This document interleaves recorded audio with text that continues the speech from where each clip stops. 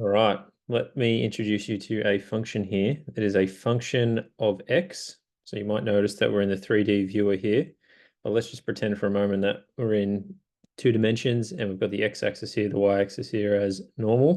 What we're going to do is we're going to take this function of x and we're going to rotate it around the x-axis. So if we do that, we're going to click surface of rotation, click on this, and you notice we get something that looks like this. And so if we took that function of x and we rotated it around the x-axis, we'd get something like this. Now, this is a surface of revolution. So I reckon it looks pretty cool. And we get something like that. Our question today is how can we find the surface area of this surface of revolution?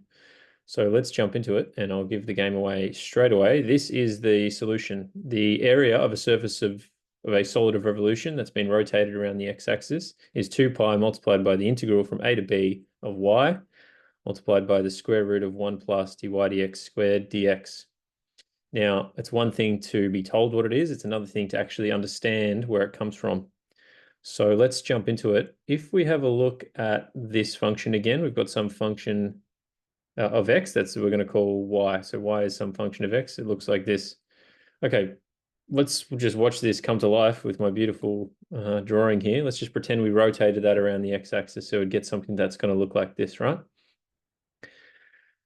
Okay, this is our surface of revolution. All right, let's imagine that this point here is x sub I, and therefore the height at that point, or the y value at that point, must be f of x sub I.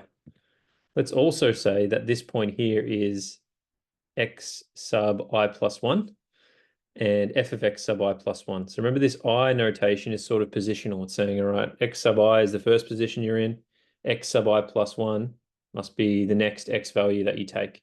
Now, at the moment, P and Q are quite far apart, but that's all right. What we're going to do at some stage is going to bring them closer together. But for now, just to sort of visual effects, we're going to keep them a bit separated. Okay, let's put some other things in. Let's call this the radius of the smaller circle. Let's call that R1. But you would agree that the radius of that smaller circle is just equal to f of x sub I. And similarly, over here, we've got that this is the radius of the larger circle, which is R2, but you would also agree that is equal to f of x sub I plus 1. So that's just the height of the function of the point Q at that point, right? So just evaluating the function at x sub I plus 1. Okay, so one of the key results that we need in order to sort of get an understanding of this is something I spoke about in another video, which is what's called the curved surface area of a frustum. So that was equal to pi multiplied by R1 plus R2 multiplied by L, where L was the slant height. Now you might notice what we have here is a frustum. Okay, if we were to sort of look at this section here, we have a frustum of a cone. So that is how we find the curved surface area of that. Okay, so in terms of our slant height of our frustum, I think you would agree that that is this length here between here and here. So let's put that in. This is the slant height of our frustum here. So we're going to call that L. Okay, the next line is pretty hardcore, but it's actually not too tricky. If we think about Pythagoras's theorem, if we were to work out this slant height in terms of these points, well, it's just applying Pythagoras, right? We're saying it's going to be the square root of x sub I plus 1 minus x sub I all squared plus f of x sub I plus 1 minus f of x sub I squared, okay? Another way to say it is it's the change in your x values, which is sort of one side of your triangle, plus the change in squared, plus the change in your y values squared. So that tells you the slant height of your frustum. Okay, so that's just for the slant height. All right, now it's going to get interesting. So what we're going to say is that the area of that frustum, remember, is equal to this business here, pi multiplied by R1 plus R2 multiplied by L. Okay, so just ignore this sum for a moment. Pi multiplied by R1 plus R2 multiplied by L. So that's all this is. This line looks confusing, but it's really just pi R1 plus R2 multiplied by L, because remember, L is the slant height, and this is the formula for that. Okay, what we're going to say, though, is that we're going to take the sum of frustums from some point where I is 1, and then to some point n. So we're going to do that lots of times between I equals 1 and I equals n. So we're taking the sum from I equals 1 to I equals n of all these frustums. Because I think you would agree if we added them all together, we'd get a clear picture or get a clear idea of the surface area of the solid of revolution, right? Okay, so this is what we're going to do. We're going to say n is the number of frustums we're taking. So I'm going to say n approaches infinity. Okay, and there's a few things that have changed here. This first part stayed the same. All right, we took the square root here. All right, 1 plus f of x sub I plus 1 minus f of x sub I all over x sub I plus 1 minus x sub I all squared. Okay, you're probably wondering how we got there. But if you look at this line here, if you take out this as a common factor, you will be left with 1 plus this divided by that all squared. And then that thing can come out on the outside of the square root sign, because if you have something, the square root of something squared, it's just itself. So you get this on the outside of your square root. Get a pen and paper out and work that step out if that's a bit confusing, but we've just taken this out as a factor and then taken it out the front, taken it out at the end. Okay, and finally, you're probably saying to yourself, how on earth does this equal this?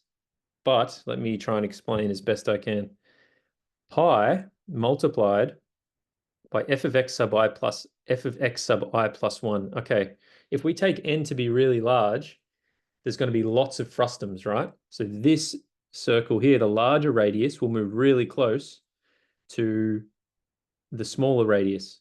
So essentially, this part here, f of x sub 1 plus f of x sub I plus 1, just becomes two groups of R, because you're just taking R1 plus R2, but they're the same when there's lots of frustums because they're so close together. So you just get that this thing is equal to 2R. 2 multiplied by the height of the function, which you can call y, right? So this whole part here becomes 2 pi y, and then 2 pi comes out the front because you can do that with a integration. So this part here, this part here, hopefully you can understand why that just becomes 2 pi y, and then the 2 pi comes out. And then this part can be confusing as well, but this is the square root of 1 plus. All right, this, you might realize, is just the change in the y values over the change in the x values. So change in y over change in x is dy dx. That is what the definition of the derivative is, the change in the y values over the change in the x values squared. And then this thing here is the x distance between this point and this point, between the x values. So that is just some small distance dx. So it's quite a leap to go from there to there. But essentially, why it can be tricky is because you're going from discrete thinking to continuous thinking. And yeah, that is going to be our surface area of a solid revolution around the x-axis. So that's quite a bit to take in. Let me just show you one more thing to maybe hopefully make things a bit clearer. Remember we said that n was the number of rectangles we're taking. So if we have n being 1 or 2, let's say you get one rectangle and so on. But the idea is you get more and more rectangles. I don't know why I'm saying rectangles. We've got to think in 3 dimensions, right? You get more and more frustums. So these frustums are made up of, you make more and more of them between some point A and some point B. Okay, and this is only when n is 50. You can imagine if n was approaching infinity, that this area underneath here, or between the area, the surface area of this solid of revolution, would be equal to the exact surface area of the solid of revolution in 3 dimensions. So hopefully that made some sense. Good luck with all your studies, and I'll see you soon.